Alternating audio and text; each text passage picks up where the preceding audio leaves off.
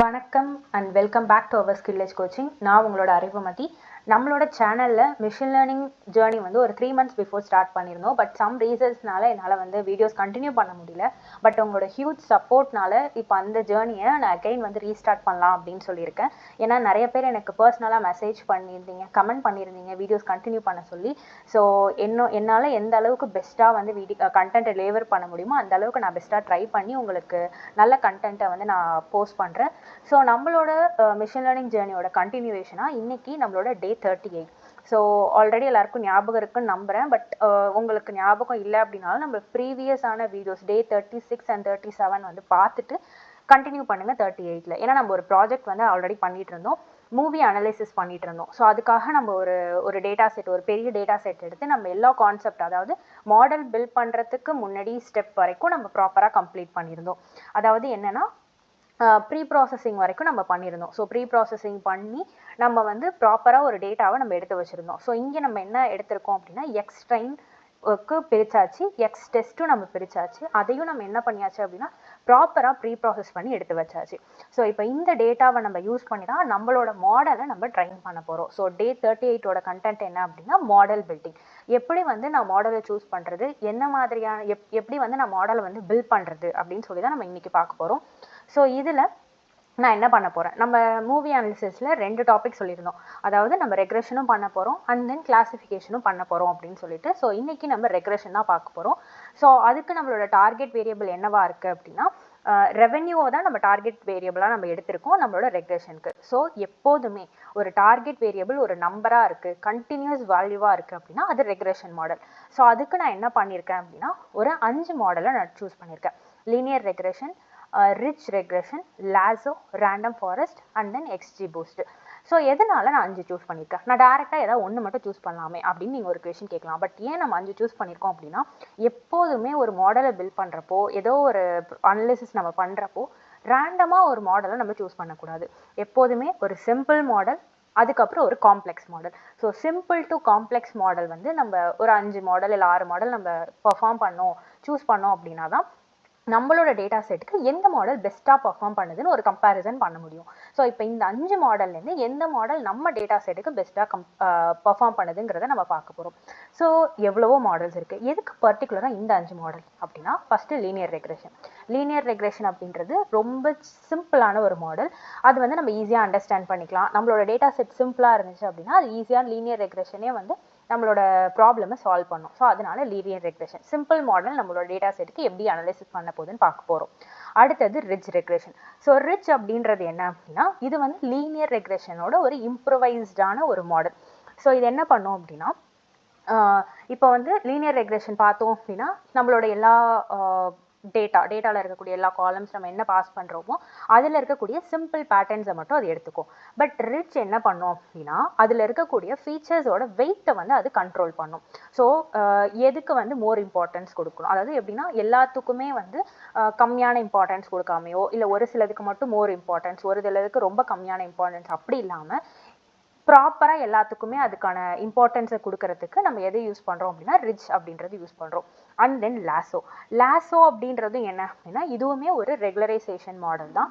இது என்ன பண்ணும் அப்படின்னா ஃபீச்சர் செலெக்ஷன் பண்ணும். அதாவது நான் தனியாக எந்தெந்த காலம்ஸ்லாம் ரொம்ப இம்பார்ட்டண்ட் அதை மட்டும் நான் எடுத்து என்னோடய மாடலுக்கு பாஸ் பண்ணணும்னு அவசியம் கிடையாது. நான் எல்லா காலம்ஸையும் நான் கொடுத்துட்டேன்னா அதுவே எதெல்லாம் ரொம்ப இம்பார்ட்டன்ஸான மாடலோ அது ரொம்ப இம்பார்ட்டண்டான காலமோ அதை மட்டும் அது எடுத்துக்கும். லெஸ் இம்பார்ட்டண்ட்டாக இருக்கக்கூடிய காலம்ஸை அதுவே ஆட்டோமேட்டிக்லி டெலீட் பண்ணிடும். ஸோ இதுதான் லாசோ அப்படின்றது. Next random forest. Random forest நம்மளுக்கு ஆல்ரெடி நம்ம பார்த்துருக்கோம். ரேண்டம் ஃபாரஸ்ட் அப்படின்றது என்னென்னா ரொம்ப ஒரு காம்ப்ளெக்ஸான என்செம்பிள் மாடல். ஸோ இது என்ன பண்ணும் அப்படின்னா நான் லீனியர் பேட்டர்ன், ஒருவேளை என்னோட டேட்டா செட்டில் இருக்க காலம்ஸ் வந்து லீனியராக இல்லை நான் லீனியராக இருக்குது அப்படின்னா அந்த பேட்டர்ன்ஸை வந்து இந்த ரேண்டம் ஃபாரஸ்ட் என்ன பண்ணும் அப்படின்னா கேப்சர் பண்ணும். ஸோ இது என்ன பண்ணும் அப்படின்னா டேப்லர் டேட்டா நம்மள்ட்ட இருக்கக்கூடியது ஒரு ஸ்ட்ரக்சர்டான டேட்டா. ஸோ அந்த டேப்லர் டேட்டாவுக்கு இது நல்லாவே பர்ஃபார்ம் பண்ணும். ஸோ அதனால ரேண்டம் ஃபாரஸ்ட் எடுத்திருக்கோம். நெக்ஸ்ட் வந்து என்ன எடுத்திருக்கோம் அப்படின்னா XGBoost.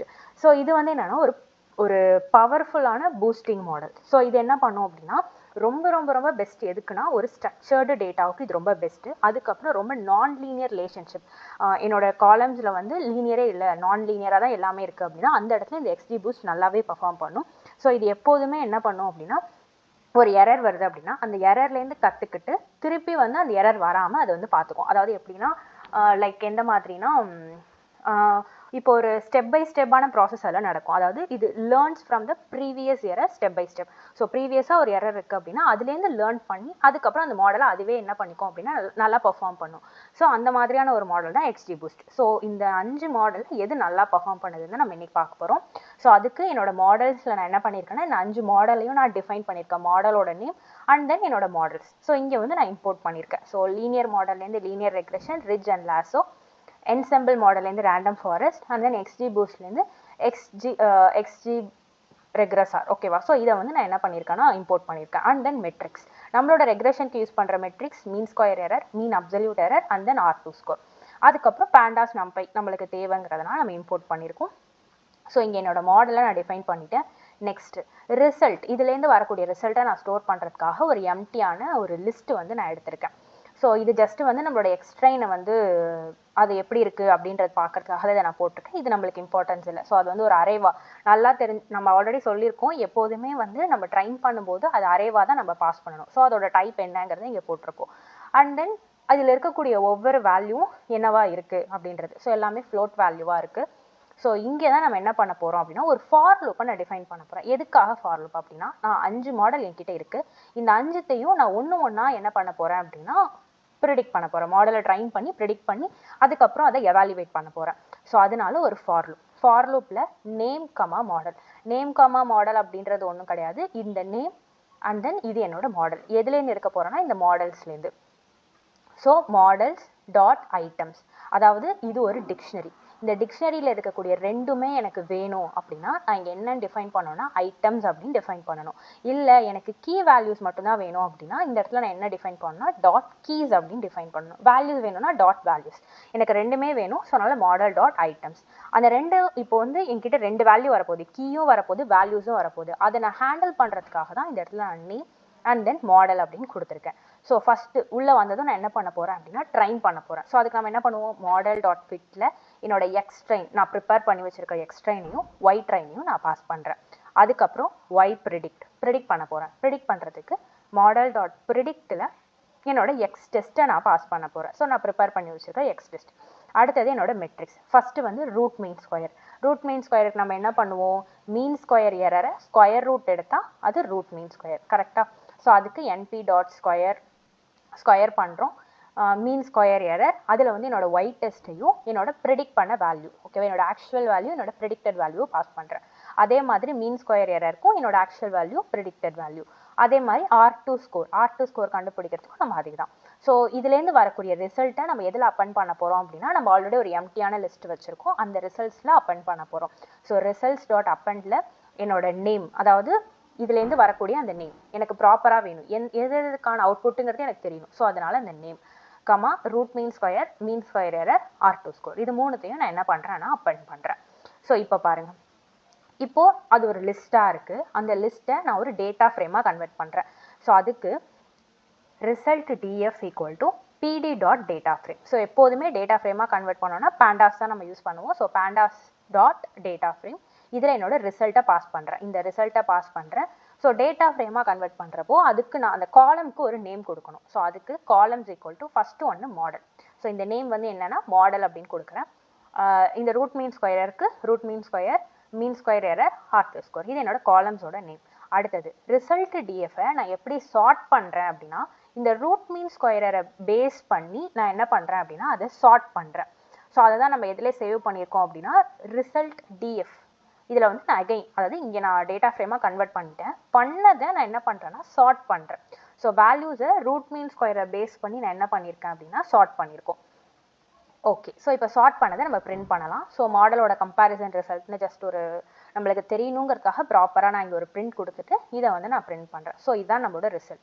ஸோ இதில் பார்த்தீங்கன்னா XGBoost, ஸோ இதுதான் வந்து ஃபஸ்ட்டில் இருக்குது. அடுத்தது ரேண்டம் ஃபாரஸ்ட், அடுத்தது rich regression, linear regression, lasso regression. So இதில் ஃபஸ்ட்டு நம்ம தெரிஞ்சிக்க வேண்டியது, ஆல்ரெடி உங்களுக்கு root mean square R2 square இதெல்லாம் என்னங்கிறது ஆல்ரெடி நம்ம ப்ரீவியஸ் வீடியோஸ்லேயே நம்ம போட்டிருக்கோம்.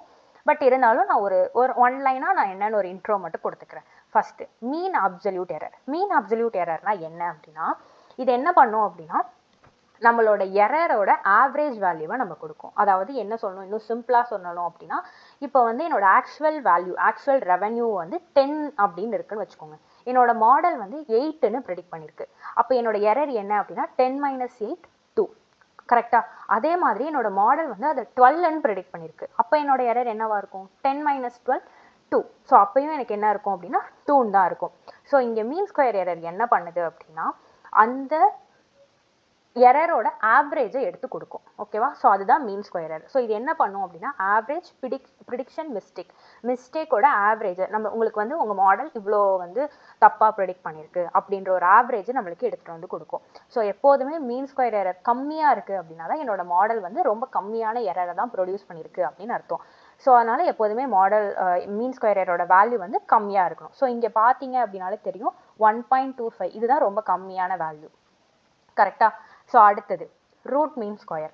ரூட் மீன் ஸ்கொயர் அப்படின்றது என்ன பண்ணோம் அப்படின்னா இதுவுமே என்ன பண்ணோம் அப்படின்னா எரரோட ஆவரேஜ் தான் நம்மளுக்கு எடுத்துகிட்டு வந்து கொடுக்கும். ஓகேவா? ஸோ எரரோட ஆவரேஜ் தான் எடுத்துகிட்டு வந்து கொடுக்கும். ஆனால் இங்கே நம்ம ரூட் மீன் ஸ்கொயர் பண்ணுறோம் அப்படின்றதுனால இது என்ன நடக்கும் அப்படின்னா இங்கே வந்து அப்சல்யூட் வேல்யூ மீன் அப்சல்யூட் எரர் அப்படின்னா அப்சல்யூட் வேல்யூவை எடுத்துகிட்டு வந்து கொடுக்கும். மீன் ஸ்கொயர் எரர் அப்படின்னா என்ன பண்ணுன்னா இங்கே வரக்கூடிய இந்த வேல்யூவை ஸ்கொயர் பண்ணும். ஓகேவா? ஸோ ஸ்கொயர் பண்ணும். ஸ்கொயர் பண்ணால் என்ன நடக்கும்? இப்போ ஃபார் எக்ஸாம்பிள் நான் 2வை ஸ்கொயர் பண்ணுறேன் அப்படின்னா 2ங்கிறது 4ஆக கன்வெர்ட் ஆகும். 4ஐ நான் ஸ்கொயர் பண்ணேன் அப்படின்னா 4ங்கிறது நம்மளுக்கு என்ன ஆகும் அப்படின்னா 8ஆக கன்வெர்ட் ஆகும். கரெக்டாக? ஸோ இப்போ என்னன்னா ஒரு வேல்யூ சின்னதாக தான் இருக்குது, ஆனால் அதை ஸ்கொயர் பண்ணும்போது அது பெரிய வேல்யூவாக சேஞ்ச் ஆகுதுல்ல. ஸோ அப்போ என்ன நடக்கும் அப்படின்னா இந்த இடத்துல இப்போ மிஸ்டேக் ரொம்ப சின்னதாக இருக்குது அப்படின்னா அந்த மிஸ்டேக்கை இது பெருசாக காட்டும். ஓகே? ஸோ ஒரு ப்ராப்ளமை பெருசாக காட்டும். அப்போ தான் என்னோட மாடல் வந்து நான் இப்போ வெறும் நான் மீன் அப்சல்யூட் எரர் மட்டும் கண்டுபிடிச்சேன் அப்படின்னா இதை வச்சு நான் என்ன பண்ணிக்கலாம்னா என்னோட மாடல் இதுதான் என்னோட பெஸ்ட் மாடல், இதுதான் என்னோட பெஸ்ட் மாடல் சொல்லிக்கலாம். ஆனால் ஒரு சில எரரை வந்து நம்ம என்ன பண்ணிடுவோம்னா மிஸ் பண்ணிடுவோம். ஆனால் ரியல் டைமில் பார்க்கும்போது எரரே வராமல் நம்ம கண்ட்ரோல் பண்ணணும். ஸோ அதுக்கு இந்த ரூட் மீன் ஸ்கொயர் அப்படிங்கிறது ரொம்ப இம்பார்ட்டன்ட். ஸோ இது என்ன பண்ணும் அப்படின்னா root mean square tells us how far the predictions are from the actual value, but it gives the extra weight to the large errors. ஒரு large error வருது அப்படின்னா அந்த எரருக்கு எக்ஸ்ட்ராவான வெயிட்டை வந்து இது கொடுக்குது. ஸோ அப்போ என்ன ஆகும்? லார்ஜ் எரர் இன்னும் லார்ஜ் ஆகும். ஸோ அப்போ அது நம்மளுக்கு பார்க்கும்போது எப்படி இருக்குன்னா இது எவ்வளோ பெரிய எரர் அப்படின்ற மாதிரி நம்மளுக்கு ஒரு ஃபீல் வரும். ஸோ எந்த எரரையுமே நம்ம மிஸ் பண்ணிட மாட்டோம். ஸோ இதுதான் root mean square error. So இங்கேயுமே என்ன அப்படின்னா இது என்ன பண்ணும் அப்படின்னா இங்கேயுமே நம்மளுக்கு அந்த எரர் வந்து கம்மியாக இருக்கணும். ஸோ ரூட் மீன் ஸ்கொயர் எங்கே வந்து கம்மியாக லோவராக இருக்கும் அதுதான் பெட்டரான மாடல். ஸோ இதுலேயும் பாருங்கள் இங்கே ரொம்ப கம்மியாக இருக்கிறது இந்த 2.07 இதுதான். ஸோ எக்ஸ்ஜி பூஸ்டோட வேல்யூ தான் கம்மியாக இருக்குது. ஸோ அதுதான் ரூட் மீன் ஸ்கொயர். அடுத்தது R2 ஸ்கோர். R2 ஸ்கோர் அப்படின்றது நம்ம மாடல் வந்து எந்த அளவுக்கு நல்லா பர்ஃபார்ம் பண்ணியிருக்கு அப்படின்னு அர்த்தம். ஓகேவா? ஸோ இது என்ன பண்ணும் அப்படின்னா it tells us how much of the pattern is the output is captured by the model. அதாவது நம்மளோட மாடல் வந்து எந்த அளவுக்கு அந்த நம்ம டேட்டாலேருந்து ஒரு பேட்டர்னை அது கேப்சர் பண்ணியிருக்கு அப்படின்றதோட பர்சன்டேஜை கொடுக்குறது தான் நம்மளோட R2 ஸ்கோர். இப்போ இதில் பார்த்தீங்கன்னா எது அதிகமாக இருக்குது? ஸோ இங்கே தான் அதிகமாக இருக்குது 0.859014. ஸோ எக்ஸ்ஜி பூஸ்ட் தான் நம்ம டேட்டாவுக்கு நல்லாவே பர்ஃபார்ம் பண்ணியிருக்கு அப்படின்னு அர்த்தம். ஸோ பேஸ்ட் ஆன் திஸ் நான் என்ன சூஸ் பண்ணலாம் அப்படின்னா இந்த எக்ஸ்ஜி பூஸ்ட் அப்படின்றது ஃபைனலான மாடலாக நம்ம எடுத்துக்கலாம். ஸோ 5 மாடல் எடுத்தோம்.